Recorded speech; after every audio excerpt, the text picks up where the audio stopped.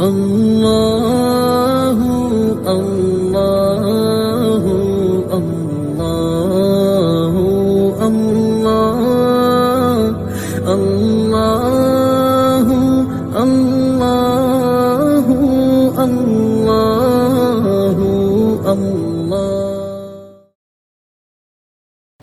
اعوذ باللہ من الشیطان الرجیم، بسم اللہ الرحمن الرحیم۔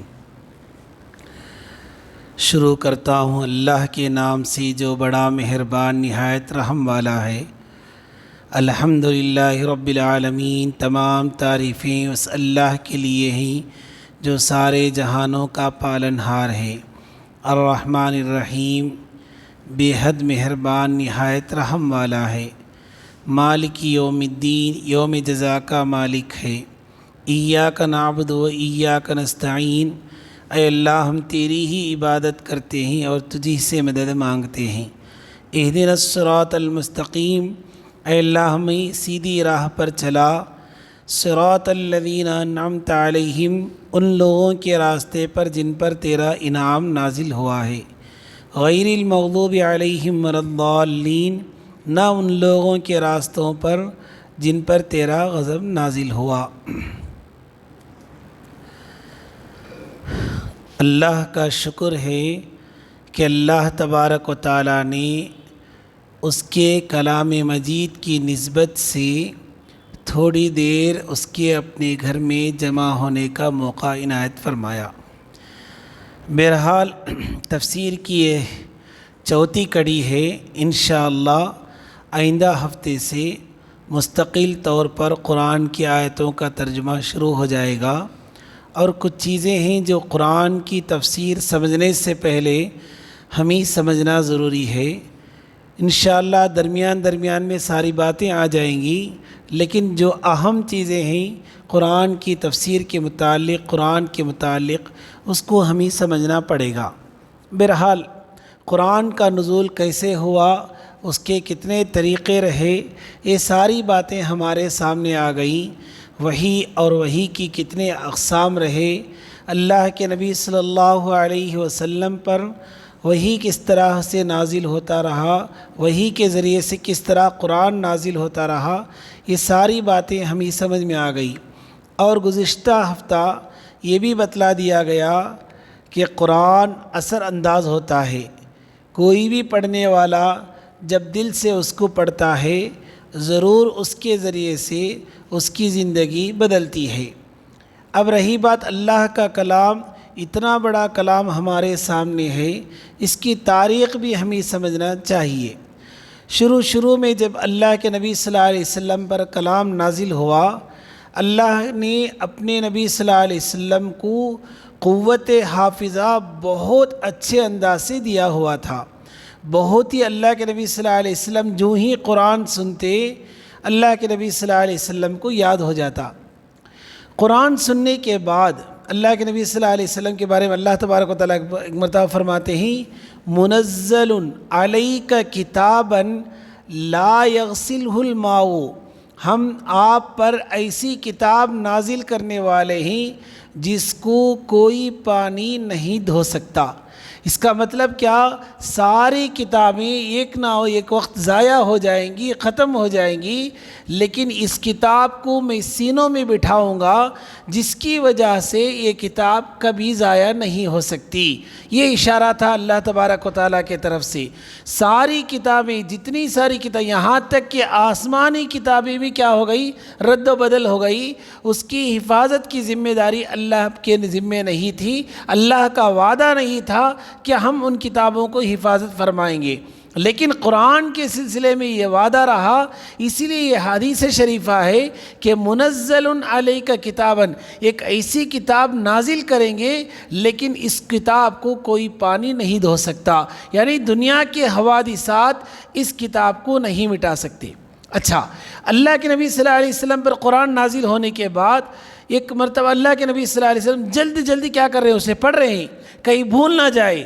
فوراً اللہ تبارک و تعالیٰ آیت نازل کر دیے، لا تحرک لسانک، کیا حضرت آیت ہو؟ ایک آیت ہے سورہ قیامہ میں، ایک آیت ہے ایک لا تحرک بھی لسانک لتعجل بھی انا علینا جمعہ وقرآنہ. جب اللہ کے نبی صلی اللہ علیہ وسلم فوراً اس آیت کو پڑھنا شروع کر دیے تو اللہ تبارک و تعالیٰ یہ آیت نازل فرماتے ہیں لا تحرک بھی لسانک لتعجل بھی انا علینا جمعہ وقرآنہ. تم اپنی زبان کو تیزی کے ساتھ حرکت نہ دیں، اس کو یاد کرنے میں جلدی نہ کریں.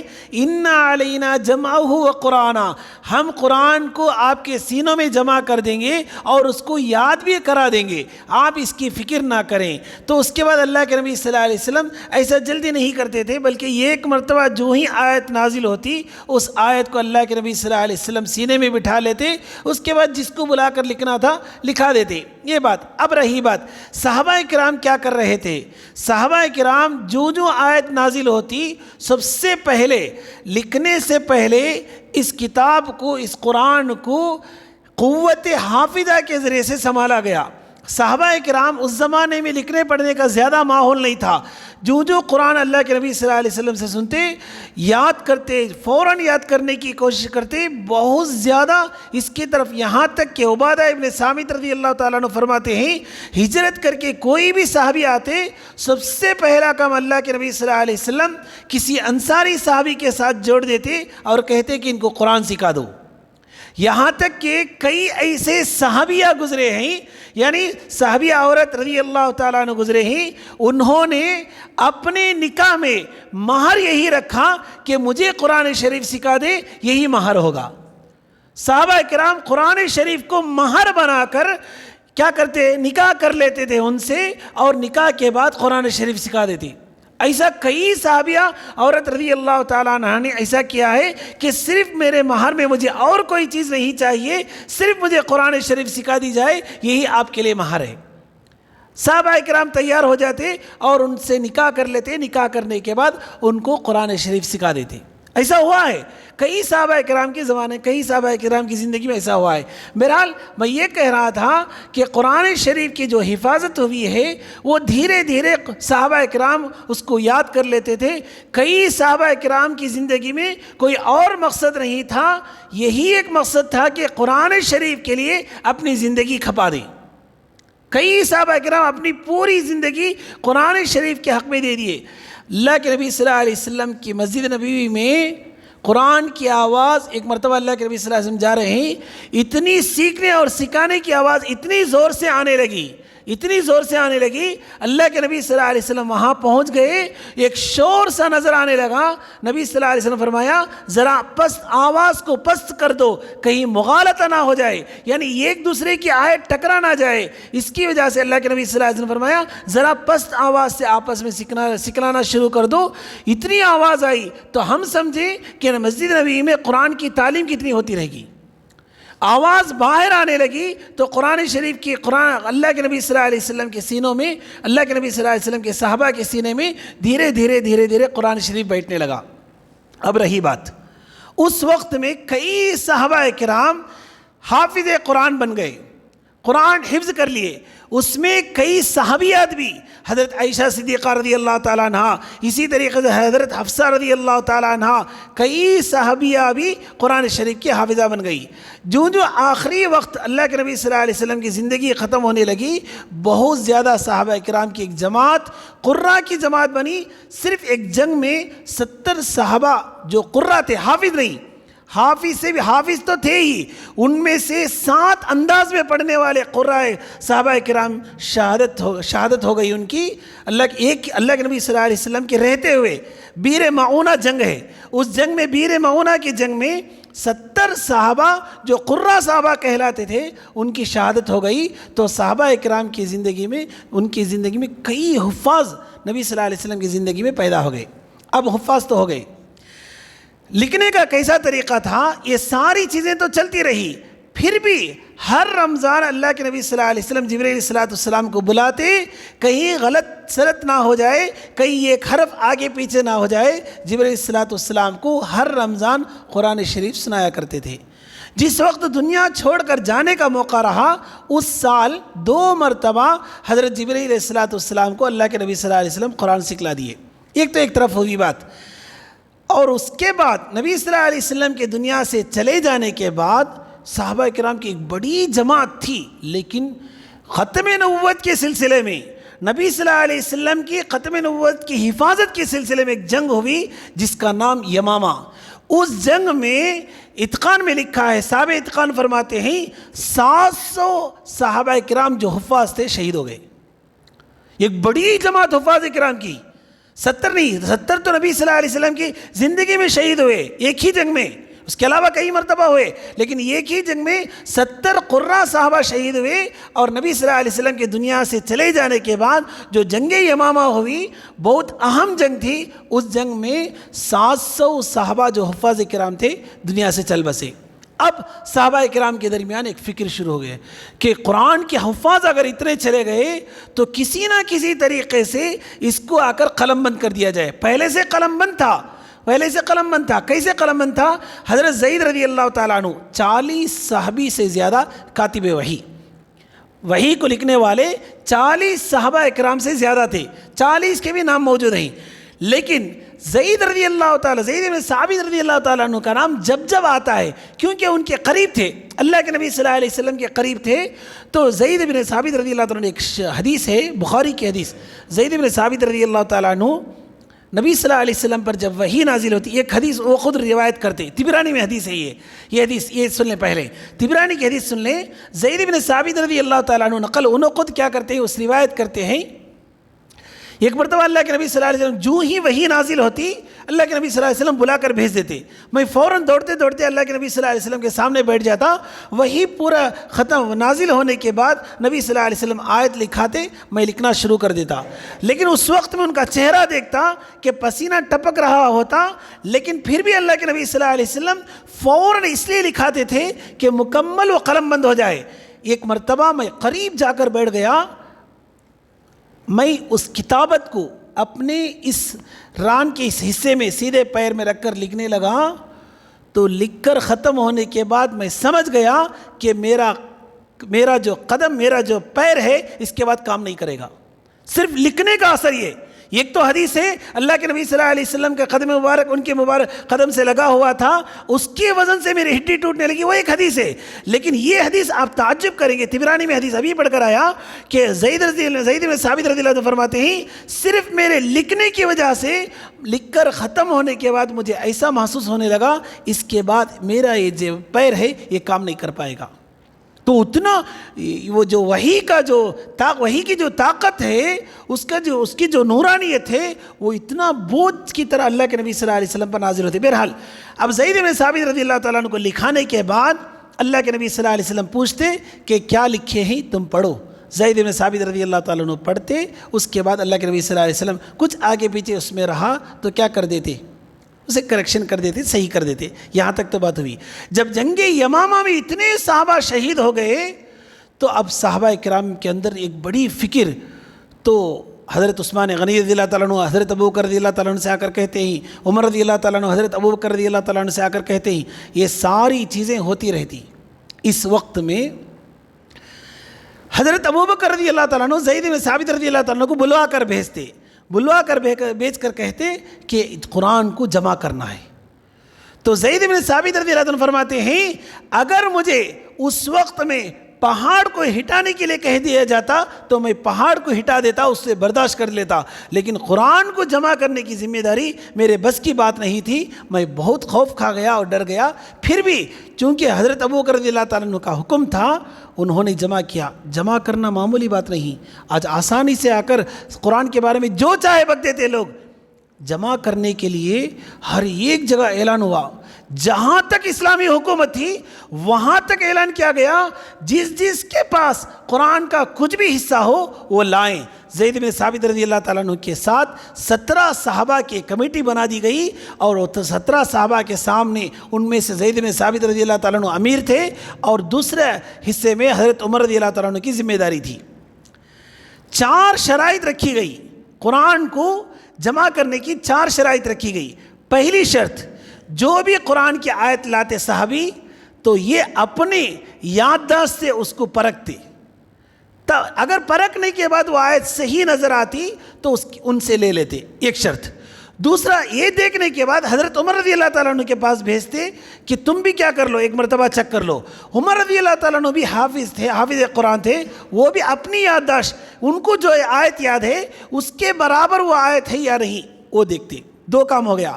تیسری جو شرط تھی، جو بھی آیت لاتے ایسے ہی لانے کی اجازت نہیں تھی، بلکہ دو گواہ کو ساتھ لانے کی اجازت تھی۔ دو گواہ ساتھ لائیں گے اور وہ کہیں گے کہ یہ آیت ہم نے نبی صلی اللہ علیہ وسلم کے سامنے پیش کی ہے، نبی صلی اللہ علیہ وسلم نے اس کو مانا ہے۔ دو گواہ کی ضرورت پڑے گی۔ پھر دو گواہ لانے کے بعد بھی ابھی مکمل نہیں ہوا۔ چوتھی شرط کیا تھی کہ چوتھی شرط دوسرے صحابہ جو آیت پیش کیے ہیں گواہوں کے ساتھ، ان آیتوں کو اس آیت کو ان آیتوں کے ساتھ جوڑا جاتا۔ اگر یہ آیت ان آیتوں کے مقابلے میں صحیح ہو تو اس آیت کو قبول کی جاتی، ورنہ نہیں۔ اتنی حفاظت کے ساتھ جمع کرنے کے بعد سارا حصہ جمع ہو گیا، تو مکمل جمع کرنے کے بعد حضرت حفصہ رضی اللہ تعالیٰ عنہ جو حافظ قرآن تھی ان کے پاس بھیج دیا گیا، پورا جمع کر دیے۔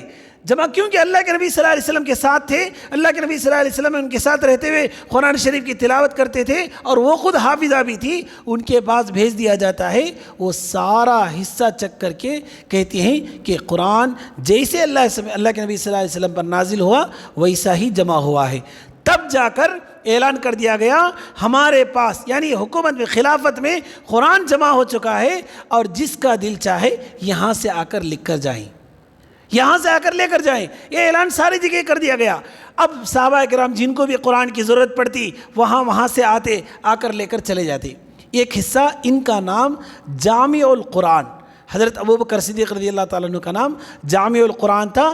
اللہ کے نبی صلی اللہ علیہ وسلم کے زمانے میں حافظ قرآن تو تھے، قرآن کا حصہ وہاں پڑا ہوا تھا۔ یہ لکھنے یہ جو بات پہلا دی گئی ہے، نبی صلی اللہ علیہ وسلم کے پردہ ہونے کے بعد قرآن کو کیا کر دیا گیا، اس کے بعد ترتیب دی گئی، وہ نبی کی ترتیب نہیں تھی۔ ایک بات سراسر غلط ہے، نبی کے زمانے میں بھی جو ہی آیت نازل ہوتی، نبی صلی اللہ علیہ وسلم کاتب وحی کو بلا کر کہتے کہ اس آیت کو فلاں صورت میں فلاں آیت کے بعد لکھ لیجئے۔ یہ اللہ کے نبی صلی اللہ علیہ وسلم کہہ دیتے۔ اس زمانے میں قرآن کا حصہ جہاں جہاں رکھنا چاہیے تھا رکھ دیا گیا، لیکن حصہ بکھرا ہوا پڑا تھا، وہاں صحابہ کرام کے پاس بکھرا ہوا پڑا تھا۔ پھر اس کے بعد حافظ قرآن تو تھے۔ یہ تو ایک ہوئی بات۔ اس کے بعد یہ زمانہ گزر گیا، عمر رضی اللہ تعالیٰ کا زمانہ گزر گیا۔ وہ جو اصل کاپی تھی حضرت ابوبکر صدیق رضی اللہ تعالیٰ عنہ حضرت حفصہ کے حوالے کر دیتے ان کے جانے سے پہلے۔ حضرت حفصہ رضی اللہ تعالیٰ عنہ اسے حفاظت کر لیتی۔ حضرت عثمان غنی رضی اللہ تعالیٰ عنہ کے زمانے میں جب ایران، عراق وغیرہ سب کچھ فتح ہو چکا تھا، بہت دور تک یہ پھیل چکا تھا، تو عثمان غنی رضی اللہ تعالیٰ عنہ کو یہ ان کے ذہن میں بات آئی کہ ہم کیا کریں گے، قرآن کے اور کچھ حصے لکھ لیں گے۔ تو انہوں نے چمڑے میں 7 نسخہ لکھا قرآن شریف کا 7 نسخہ لکھ کر بڑے بڑے شہروں میں وہاں بھیج دیا گیا کہ اب ہزاروں میل کیا کر کے سفر کر کے ہمارے پاس آنے کی ضرورت نہیں، بلکہ وہاں کیا کر لیں، قرآن لے لیں۔ آج بھی ترکی کے میوزیم میں وہ قرآن شریف جو عثمان غنی رضی اللہ تعالیٰ کے زمانے میں چمڑے میں لکھا گیا تھا، وہ قرآن شریف آج بھی موجود ہے۔ اسی طریقے سے تلہ شیخ مسجد ہے، وہاں بھی موجود ہے۔ اب 7 حصوں میں بڑھ گیا۔ سمرقند کا ایک بادشاہ تھا، اس نے قرآن کے سلسلے میں ایک عجیب کام کر کے دکھایا، ساری دنیا کے لیے ایک نمونہ بنا کے دکھایا۔ اس نے کیا کیا کہ 4x8 4 گز چوڑا 8 گز لمبا یہ لوہے کے پلیٹوں کو منگوا کر کہیں ایسا نہ ہو عثمان غنی رضی اللہ تعالیٰ عنہ جنہوں نے قرآن لکھا ہے کسی حادثے کی وجہ سے وہ ضائع ہو جائے، اصل یا پرانے ہونے کی وجہ سے وہ چمڑا ٹوٹ جائے، یا اس کا ایک حرف مٹ جائے، یا نقطہ کیا ہو جائے، مٹ جائے، کہیں ایسا نہ ہو۔ اس غرض سے سمرقند کے بادشاہ نے 4x8 گز میں 4x8 گز میں پلیٹیں منگوایا۔ ایک پلیٹ میں قرآن کے آیتوں کو لکھنا شروع کیا۔ کیسے انداز رہا اس کا؟ الف کی جگہ میں اسے کندہ کر کے، ہماری زبان میں کہنا چاہیں اسے گڑھا بنا کر الف، اسے مٹانے سے بھی مٹ نہ پائے، اس طریقے پر پورا قرآن مجید لکھ دیا۔ پورا قرآن مجید ایک ایک پلیٹ منگوا کر، ایسا کہا جاتا ہے کہ اس پلیٹوں کو رکھنے کے لیے ایک محل کی ضرورت پڑ گئی. ایسا کام کر کے دکھایا ساری دنیا سے بھی اگر جو لکھا ہوا قرآن ہے اگر وہ مٹ بھی گیا تو کہیں ایسا نہ ہو کہ قرآن کا حصہ چک جائے، میرے پاس آنے پر اس کا اصل جو کاپی ہے وہ میرے پاس موجود رہے گی. اس طریقے پر اس کا ایک کیا ہوا، اس نے ایک خدمت کر کے دکھایا. یہ سلسلہ چلتا رہا. اس کے بعد ایک سلسلہ، وہ سلسلہ ہے عورتوں کا سلسلہ.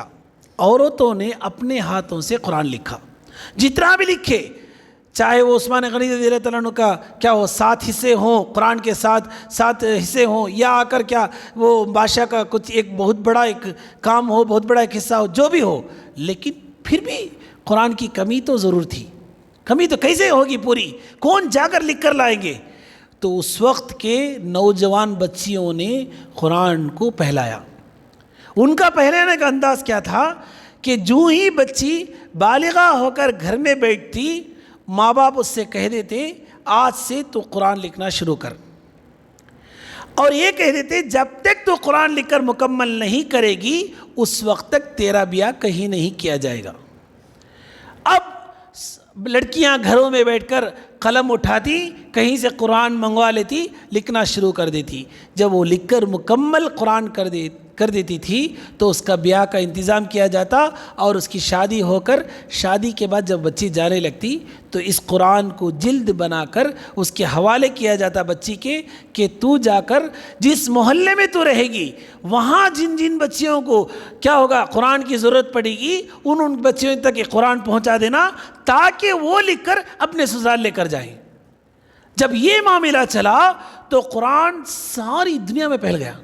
ساری دنیا میں قرآن کو پھیلانے میں یہ لڑکیوں کا بہت بڑا کیا ہے ہاتھ ہے. بہرحال عثمان غنی رضی اللہ تعالیٰ عنہ کو ناشر القرآن کہتے ہیں، یعنی قرآن کو کیا کرنے والے، پہلانے والے. یہ آ کر حضرت عثمان غنی رضی اللہ تعالیٰ عنہ ہیں. اس کے بعد کئی لوگوں نے اس کو کیا پہلایا، اور یہ سلسلہ ہمیشہ چلتا رہا.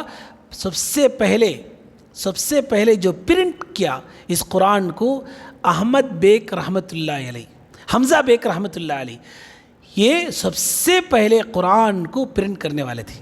سب سے پہلے، اس سے پہلے کسی نے آ کر قرآن کو پرنٹ نہیں کیا. حمزہ بیگ رحمۃ اللہ علیہ قرآن کو پرنٹ کیے. اس کے بعد ساری دنیا میں قرآن پرنٹ ہونا شروع ہو گیا. آج اتنے قرآن کیا ہو گئے، پرنٹ ہو گئے، لوگوں کو ہاتھ لگا کر اسے دیکھنے کا بھی موقع نہیں ملتا.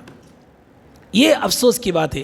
دیکھیے قرآن کے معاملے میں جتنا قرآن ضرورت ہے، جتنے قرآن کی گھر میں ضرورت ہے اتنا ہی لیں. اگر لے کر چپ ایسے رکھ دیں گے اس کی ایک نحوست پڑے گی. قرآن رکھنے کے لیے نہیں ہے بلکہ قرآن پڑھنے کے لیے جتنی ضرورت ہے. بعض لوگ کیا کرتے، قرآن زیادہ رہا تو مسجد پہنچا کر مسجد میں رکھ دیتے، حالانکہ لینے کی ضرورت ہی نہیں تھی. قرآن زیادہ ہوا جا کر مسجد میں رکھ کر آ جاؤ. یہ بڑا غلط کام ہے. مسجدوں میں بھی جتنے قرآن کی ضرورت ہے اتنا ہی قرآن کیا کریں ہم مسجد میں لیں. اگر اس سے زیادہ لیں تو کبھی کبھی ایک بدلا کر کبھی یہ قرآن اٹھا کر پڑھ لیے، کبھی وہ قرآن، تاکہ قرآن کی لعنت سے ہم بن جائیں، اس کی نحوست سے ہم کیا ہو جائے، بچ جائیں. اس لیے ہم بدلا کر جو بھی قرآن مسجد میں پڑھتے ہیں بدلا کر پڑھ لیں. بہرحال یہ قرآن کی تاریخ تھی. یہ قرآن ہمارے تک ایسے پہنچا ہے. اس کے علاوہ ایک تاریخ ہے قرآن کی، وہ تاریخ ہے سینہ بسینہ ایک سینے سے دوسرے سینے پہنچنا. یہ شاید اس سے پہلے ہی بتلایا ہوں یا مجھے معلوم نہیں، لیکن وہ ایک طریقہ رہا ہے. لوگوں نے آ کر ایسے ہی سن کر یاد کیا ہے. اس میں ہزاروں نابینا لوگوں نے قرآن حفظ کیا ہے. اس زمانے کی بات تو چھوڑیے، اب اس زمانے میں کئی نابینا بچے ایسے ہیں جنہوں نے قرآن کو، کلام اللہ کو اپنے سینے میں بسا رکھا ہے. کئی لوگ ایسے ہی. اس لیے ہم بھی کیا کریں، روزانہ اس سے پہلے بتلایا تھا، روزانہ 1 آیت 2 آیت یاد کرنے کی کوشش کریں. دھیرے دھیرے اگر 2 آیت بھی یاد کریں گے سال بھر 720 آیتیں ہو جائیں گی. 720 آیتیں آ جائیں گی. اور 2 آیت یاد کرنے کے لیے حافظ صاحب ہی ہیں، امام صاحب پوچھئے، 10 منٹ بھی نہیں لگے گا. اللہ کے کلام کو روزانہ اگر 10 منٹ بھی نہ دے سکیں تو ہمارا حق کیسا ادا ہوگا، کیا کرے گی. اس لیے اس سے پہلے میں بتلایا تھا قرآن سے غفلت اچھی چیز نہیں ہے. کلام اللہ کو سینے میں لے کر ہی دنیا سے جاؤں گا میں. یہ عہد کر لیں. عہد کر کے پڑھنا نہیں آتا ہے تو پہلے پڑھ لیں. اگر پڑھنا آتا ہے تو روزانہ 2 آیتیں, 1 آیتیں, 2 آیتیں, اگر وقت رہا تو 10-15 آیتیں بھی ہم یاد کر لیں گے. اللہ تعالیٰ اس سینے میں بٹھا دے گا. اس سینے کے ساتھ اس سینے کو قرآن کا صندوق بنا کر ہم جائیں گے, قمر میں بھی کامیاب رہیں گے. اللہ تبارک و تعالیٰ برکتیں ہی برکت نازل فرماتے ہیں. بس اللہ سے دعا کیجیے کہ اللہ تبارک و تعالیٰ ہمیں اس سے میری تفسیر کہنے اور بتایا سننے تھا. زیادہ عمل کی جب توفیق اللہ عطا تعالیٰ فرمائے. کہیں گے, ہر ایک سے کہیں گے جتنا قرآن یاد ہے اتنا درجہ لے لے. تب افسوس ہوگا کاش ہم قرآن کی آیتوں کو یاد کر لیتے, قرآن کی آیتوں کو سینے میں بٹھا لیتے. کتنا اچھا ہوتا, کتنا اچھا ہوتا. اس لیے ہمیں 2 کام کرنا ہے. ہم خود بھی پڑھنا ہے. اگر ہمارے گھر میں بچے ہیں, نوجوان بچے بھی ہیں, تو ان کو ہم قرآن شریف سکھانے کی ہم کیا کریں گے, کوشش کریں گے. اگر ایسا کر لیں گے تو زندگی میں تو برکت ہوگی ہی, اس میں کوئی شک نہیں. لیکن آخرت کی جو زندگی ہے, اللہ کو بہت بڑا پسند اپنا کلام ہے. اس کلام کو اپنے سینے میں لے کر جانے کی کوشش کریں. یہ قرآن شریف کی چھوٹی سی تاریخ تھی, بڑی تفصیلی تاریخ ہے. قرآن جو لکھا گیا ہے سینہ بسینہ ہمارے تک جو پہنچا ہے, یہ بہت بڑی تاریخ ہے. یہ کتاب ہے علماء دیوبند کے کارنامے. اس میں دیکھیں گے تو جو 1850 کے بعد جو ریشمی رومال کا ہنگامہ کے بعد جب 1850 میں ایک ہندوستان میں بہت بڑی لڑائی ہوئی, جنگ ہوئی, اس کے بعد سارے ہندوستان سے, برطانیہ میں ایک مشورہ ہوا, بڑی تفصیلی واقعہ ہو, سارے ہندوستان سے قرآن کو نکال کر جلا دیا گیا. ہزاروں لاکھوں کی تعداد میں جلا دیا گیا. پھر قرآن کو نہ تو سعودی سے منگوایا, نہ تو کسی اور ملک سے منگوایا, کسی ملک سے نہیں منگوایا, بلکہ ایک مدرسے میں گئے جہاں پر 11 سے 15 بچے بیٹھے ہوئے تھے. ان سے کہہ دیا گیا تم پڑھتے جاؤ, ہم لکھتے جائیں گے. وہ بچے پڑھتے گئے, لکھ دیے. یہی طریقہ ہوا ہے.